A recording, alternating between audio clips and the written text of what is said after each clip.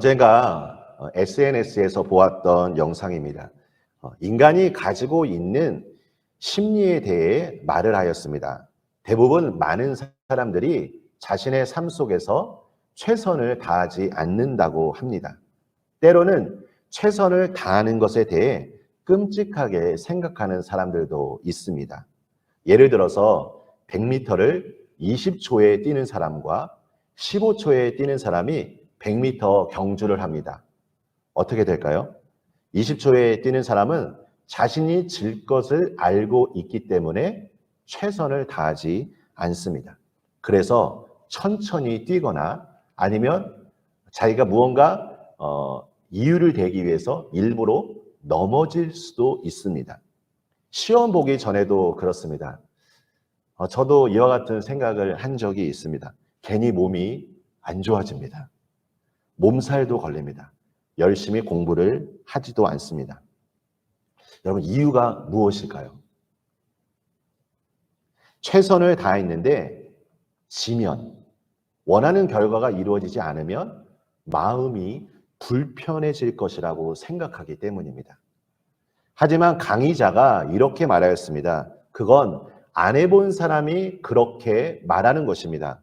정말 100m를 최선을 다해 뛰게 된다면 불평보다는 자신의 노력에 대하여 긍정성을 찾게 된다는 것입니다.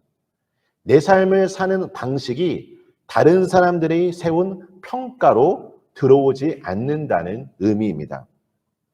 디모데후서 4장 7절에 바울이 고백하기를 나는 선한 싸움을 싸우고 나의 달려갈 길을 마치고 믿음을 지켰으니 라고 말하고 골로새서 2장 1절에서도 내가 너희와 라오디게아에 있는 자들과 물론 내 육신의 얼굴을 보지 못한 자들을 위하여 얼마나 힘쓰는지를 너희가 알기를 원하노니 라고 말합니다. 바울이 삶의 마지막 순간에 자신의 삶을 돌아보며 어떠한 생각을 하였을까요? 우리가 잠자리에 들면서도 오늘 하루를 우리가 어떻게 보내는지 생각하는 경우가 있을 것입니다. 아마 매일매일이 믿음을 지키기 위한 선한 싸움터였을 것입니다.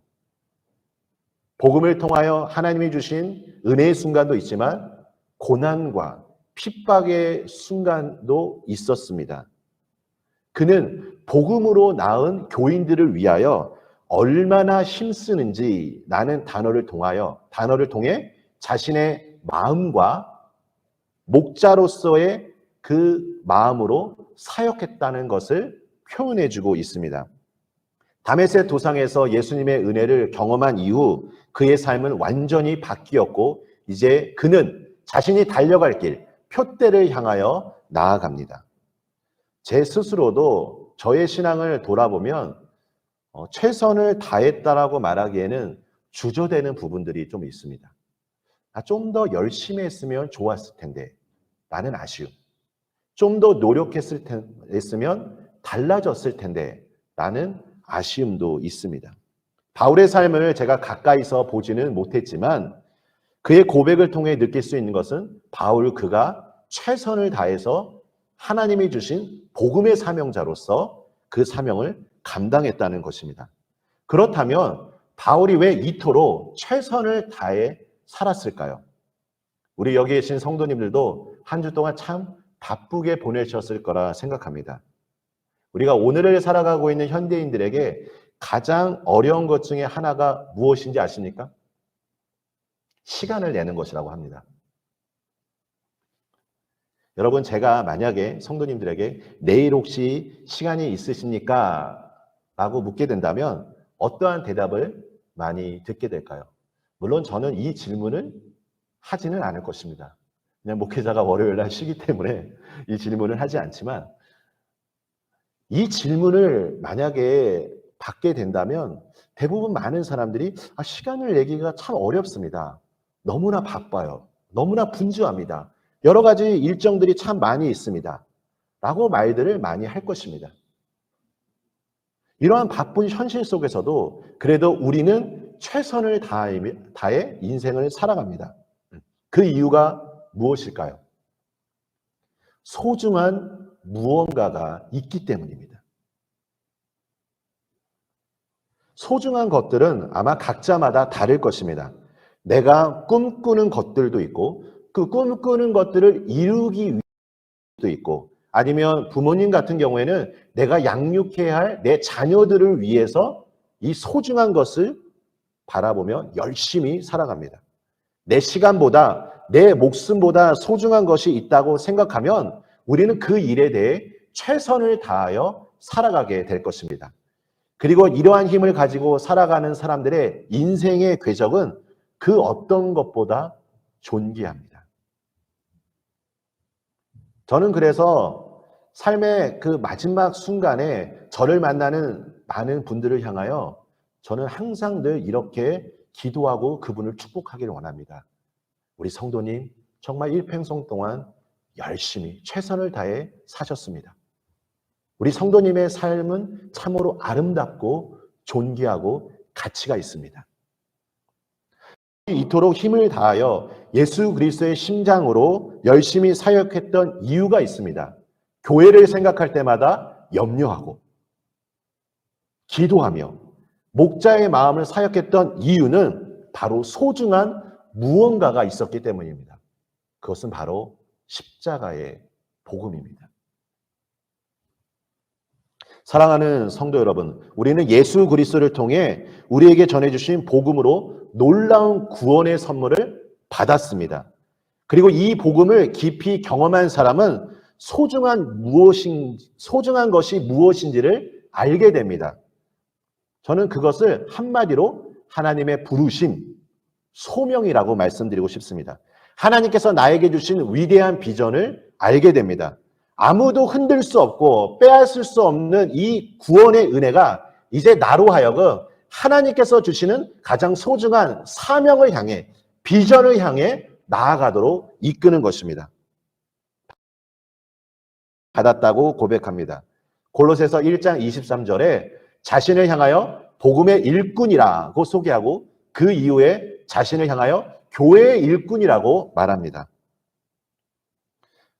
이와 같이 바울이 복음의 일꾼으로, 교회의 일꾼으로 소중한 그것을 향하여 그의 사역이 나아갔던 이유가 무엇일까요? 그것은 바로 하나님의 생각을 알았기 때문입니다. 이방인들을 향한 하나님의 영광의 풍성함이 무엇인지를 알았기 때문입니다. 오늘 28절 말씀을 통하여 바울이 무엇에 관심을 두고 있었는지 한번 살펴보기를 원합니다. 우리 28절 말씀을 다 함께 한번 읽도록 하겠습니다. 우리가 그를 전파하여 각 사람을 권하고 모든 지혜로 각 사람을 가르침은 각 사람을 그리스도 안에서 완전한 자로 세우려 함이니. 여러분, 바울이 가지고 있는 이 목회의 중심적인 생각, 이 목회 철학을 이 28절 말씀을 통해 발견해야 합니다. 무엇일까요? 각 사람입니다. 제가 예전에 전도사 시절에 이런 질문을 받았습니다. 전사님, 사역의 비전이 무엇입니까? 그럼 저는 아주 원대한 꿈을 꾸었습니다. 그래서 이야기했습니다. 열방을 향하여 세계를 돌아다니며 설교하는 부흥사가 되기를 원합니다. 그런데 이제는 바뀌었습니다. 바울이 위대한 사람입니다. 그의 지성과 영성은 참 탁월했습니다.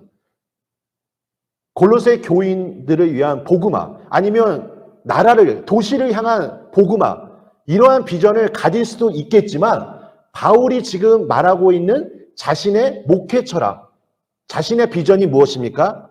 각 사람입니다. 한 영혼입니다.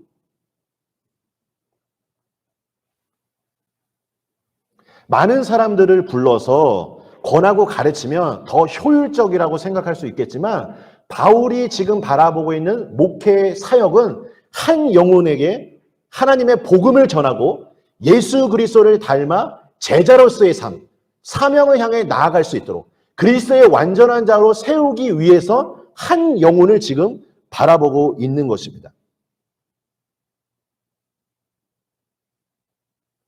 제가 오카는 목사님의 제자 훈련을 받으면서 참 도전을 받은 것 중에 하나가 오카노 목사님이 말씀하시기를 한 영혼을 예수님을 닮아 제자로 삼지 못하는데 어떻게 100명의 영혼을 그 이상의 영혼을 제자를 삼을 수 있겠냐는 것입니다. 제가 참 그 메시지에 많은 도전을 받았습니다. 목회자로서 예배 후에 성도님들로부터 은혜 많이 받았습니다. 라는 메시지를 듣게 되면 참 행복합니다. 그것만큼 좋은 게 없습니다. 그런데 여러분, 거기에 만족해서는 안 됩니다. 2002년 한일 월드컵 때 우리나라는 그토록 소망했던 16강 진출을 이루게 되었습니다. 온 국민들이 기뻐했고 감격했습니다. 여러분, 그날의 감동이 지금 생각나십니까?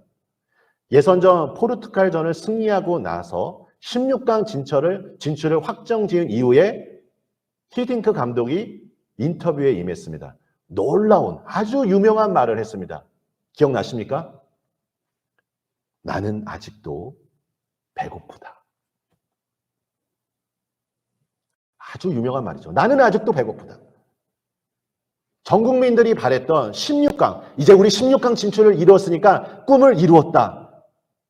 라고 많은 사람들이 생각했지만 히딩크 감독은 16강 진출에서 만족하지 않았습니다. 그 이상을 바라본 것입니다. 그리고 우리는 결국 4강 신화를 이루게 되었습니다. 예배를 마치고 난 이후에 성도님들 한 분 한 분을 바라보며 저는 진지한 고민과 생각을 해야 합니다. 왜 그렇습니까? 이제 성도님들이 한 주간 삶을 살며 본격적으로 전투에 임할 것입니다. 세상을 향해 나아가기 때문입니다. 그런데 과연 예배 때, 예배 이후에 이 전투에 나갈 준비가 되어 있는가? 승리할 수 있는가? 라는 질문을 끊임없이 저는 해야 합니다. 구원받은 것으로만, 오늘 예배 때 은혜 받은 것으로만 만족해서는 안 됩니다. 능력 있는 삶으로 나아가기 위한 끊임없는 그 고민, 한 영혼이 정말 나아갈 수 있도록 목회자로서 늘 기도하고 주님의 음성을 들어야 할 것이라 생각합니다. 저는 물속에 빠진 사람을 구해줄 수가 없습니다. 특별히 저는 물을 무서워합니다. 수영장 가는 것이 두렵습니다. 물속에 빠진 사람을 구해줄 능력이 없습니다. 능력이 있는 사람이 능력 있는 삶을 살 수 있는 것입니다. 저는 우리 반석교회를 향한 소망이 있습니다. 한 분을 바라보며 한 영혼이 그리스도의 온전한 자로 세워질 때까지 늘 관심을 가지고 기도하고 훈련하고 그리고 사랑하는 것입니다. 어떤 한 회사를 운영하는 사람이 있었습니다. 그는 직원들과 함께 회의를 진행하면 이 매출이라는 단어를 언급하지 않는다고 합니다. 이 매출이라는 단어를 듣게 되면 스트레스가 받기 때문입니다. 그런데 한 가지 항상 늘 반복해서 던지는 질문이 무엇이냐면 어떻게 하면 우리 회사가 고객들을 만족시킬 수 있을까? 이 질문을 끊임없이 한다고 합니다. 여러분, 지나온 신앙의 역사 속에서 한국교회는 놀라운 성장을 이루게 되었습니다. 감사할 일입니다. 이 모든 것이 주님의 은혜입니다. 그런데 성장의 이면에는 좋지 않은 열매도 나타났습니다. 이것은 부인할 수 없는 사실입니다. 그 이유가 무엇일까요? 성장만을 생각할 때 나타났던 결과들입니다. 제가 우리 성도님들에게 저의 다짐과 함께 말씀드리고 싶은 것이 무엇이냐면 저의 목회 철학은 무엇이냐면 성장이 아니라 어떻게 하면 성도님들이 하나님의 은혜를 경험할 수 있을까? 어떻게 하면 성도님들이 예수님을 닮아 제자로서 사명의 길을 걸어갈 수 있을까? 늘 이와 같은 질문을 하며 사역을 하기를 원합니다. 저의 관심은 이거 한 가지입니다. 성도님들이 은혜를 받고 삶 속에서 하나님이 주신 빛과 소금의 역할을 감당하는 것입니다. 우리 반석교회가 늘 한 영혼을 생각하며 힘을 다하는 것입니다. 무언가 위대한 일을 생각하기 이전에 한 영혼에 대한 관심, 그 한 영혼을 향한 하나님의 영광이 얼마나 풍성한지를 우리 모두가 함께 경험하는 것입니다. 여러분, 민수기 1장을 보시면 하나님은 모세에게 인구조사 명령을 하셨습니다. 그런데 계수의 조건이 있었습니다. 먼저 남성이어야 하고 20세 이상이어야 합니다. 그런데 한 가지 언급한 단어가 있습니다. 무엇이냐면 싸움에 나갈 만한 이라는 부분입니다. 인원을 계수하는데 다 모든 사람들을 계수하는 것이 아니라 남성이어야 되고 20세 이상이어야 되고 싸움에 나갈 만한 사람을 계수하라는 것입니다. 사실 성경의 역사를 보면 이스라엘 백성들이 출애굽하기 이전에 그들은 애굽의 노예로 살았습니다. 그런데 여기서 이 진영별로 계수하되라는 그 부분이 군대라는 그 의미인데, 이스라엘 백성들이 출애굽하기 이전에는 종으로서 노예로서 살다가 이제 하나님께서 그들을 약속의 땅으로 인도하실 때 하나님이 원하시는 것은 이제 노예로서의 삶이 아닌 하나님의 군대로서의 삶을 살기 원했던 것입니다. 저는 이것을 통해 한 가지 소망이 있습니다. 우리 성도님들이 예수님의 마음을 닮아 제자로서의 삶을 살아가길 원한다는 것입니다. 오늘 본문 24절을 한번 보시길 바랍니다. 바울의 고백이 저의 고백, 그리고 우리 모두의 고백이 되기를 원합니다. 나는 이제 너희를 위하여 받는 괴로움을 기뻐하고 그리스도의 남은 고난을 그의 몸된 교회를 위하여 내 육체에 채우노라. 하나님께서 저에게 주신 그 은사들이 성도님들을 위해, 우리 교회의 사역을 위해 쓰임받기를 원합니다. 물론 고난은 기쁜 것이 아닙니다. 하지만 24절에 바울은 나도 이제 너희를 위하여 괴로움을 기뻐하고 라고 말합니다. 이 단어가 쓰여진 용례를 살펴보면 기뻐할 수 없는 환경에서 기뻐하고 있는 것을 말해줍니다. 무엇입니까? 지금 바울은 남들에게 보이기 위해 이 기뻐하는 모습을 보이는 것이 아닙니다. 이 기쁨을 흉내내는 것도 아닙니다. 우리가 때로는 누군가를 만날 때 이런 궁금증이 생길 수 있습니다. 아니, 저 사람은 어떻게 저런 상황 속에서 기뻐할 수 있을까? 여러분, 그 이유가 무엇일까요? 여러 가지 이유가 있겠지만 그에게 소명이 있기 때문입니다. 가장 소중한 무언가를 이루기 위해 고난까지도 감당하는 것입니다. 여러분, 아이들을 양육할 때 우리 자녀들이 얼마나 소중한 존재입니까? 내가 기꺼이 이 자녀들을 양육하며 헌신하는 이유가 무엇입니까? 나에게 소중하기 때문입니다. 하나님께 소명을 받은 사람은 낙심하지 않습니다. 소명이 세상을 이기는 이유는 이 소명의 과정을 이루는 과정 중에 하나님께서 함께 하시기 때문입니다. 바울의 삶 속에서 위로하시는 하나님, 능력으로 역사하시는 하나님을 우리는 발견할 수 있습니다. 중요한 것은 이 고난을 이겨낼 수 있는 그 능력이 그리스도 안에 있다는 것을 우리가 기억해야 합니다. 29절에 바울의 고백을 보십시오. 바울은 내 속에서 능력으로 역사하신 이의 역사를 따라 힘을 다하여 수고한다 라고 말합니다. 여러분, 바울이 자신을 복음의 일꾼이라 소개하면서 이제 교회의 일꾼이라고 말하고 있습니다. 우리 또한 마찬가지입니다. 성도님들도 하나님의 부르심의 현장, 소명이 있습니다. 그것이 어디입니까? 바로 성도님들의 일터입니다.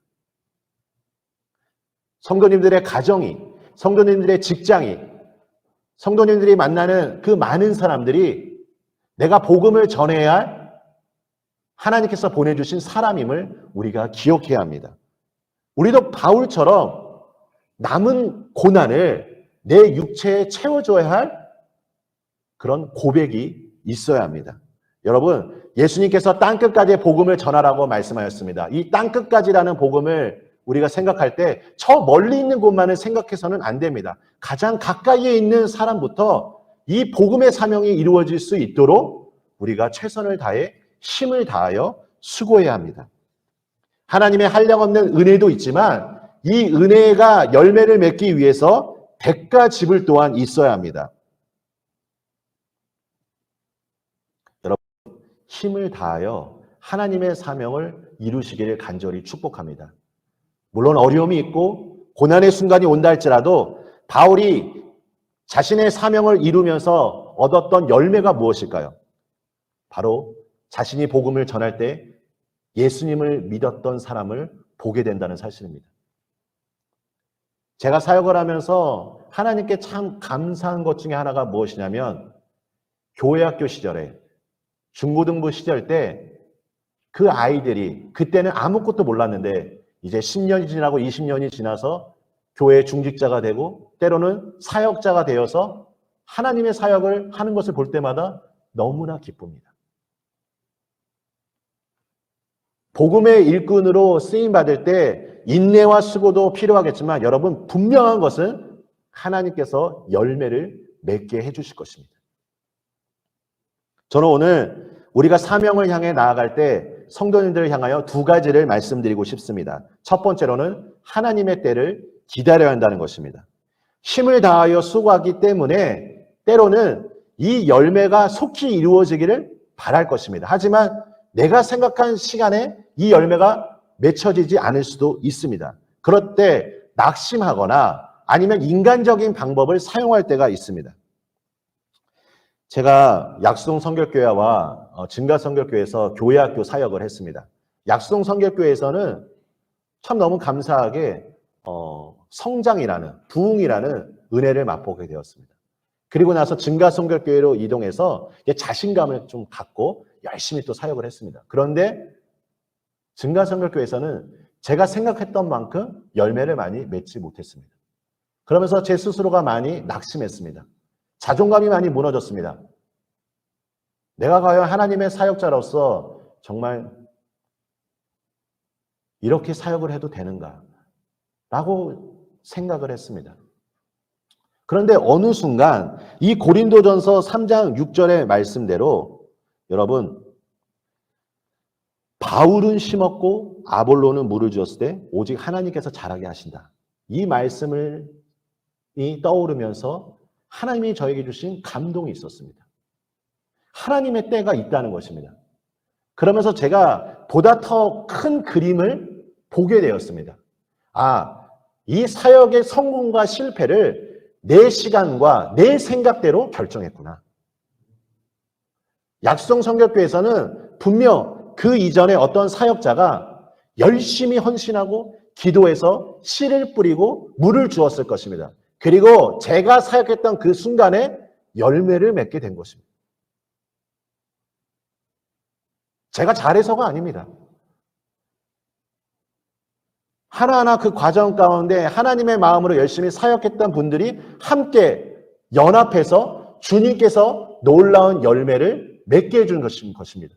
제가 그 이후로 마음에 참 자유함을 가지게 되었습니다. 그래서 증가설교회에서 사역하면서 주님, 하나님의 때에 제가 주님의 말씀에 순종하면서 열심히 최선을 다해 사역하도록 하겠습니다.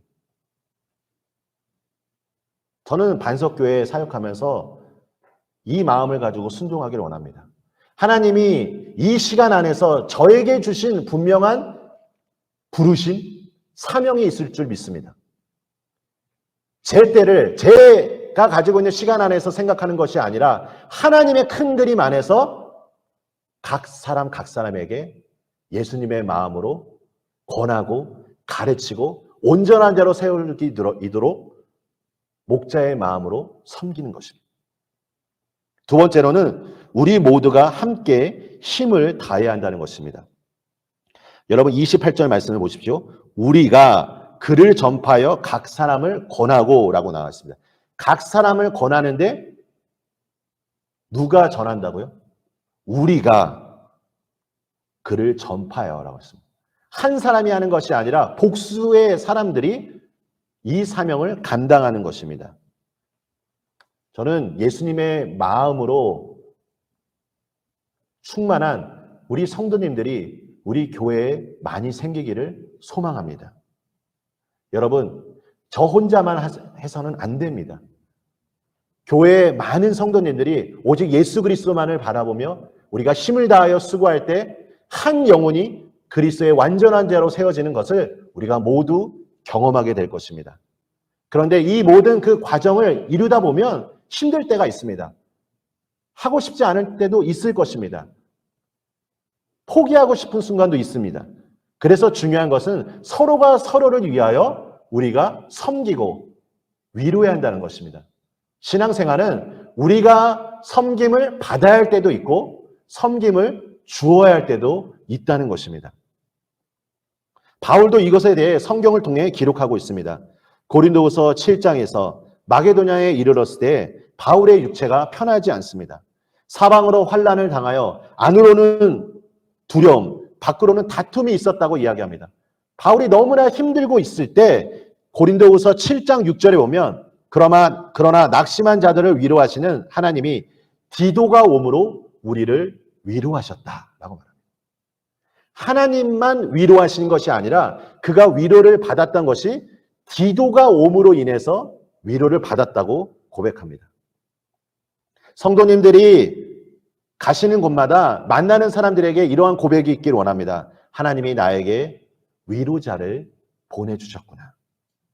우리는 그리스도 안에서 함께 연합되어져야 합니다. 어떤 한 목사님께서 설교 시간에 크리스찬을 가리켜 무서운 사람이다 라고 말합니다.